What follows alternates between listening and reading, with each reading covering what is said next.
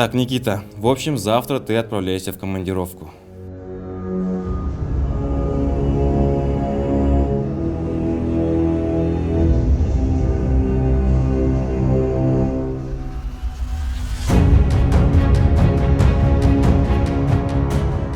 Здравствуйте, коллега.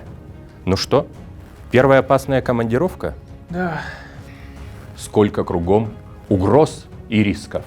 Разрешите мне, журналисту и доценту кафедры ЮНЕСКО по журналистике и коммуникации Александру Рожкову помочь вам.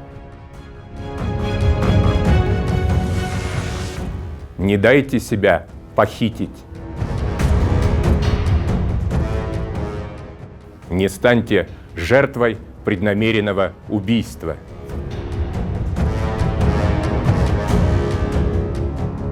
Защитите себя от травматизма.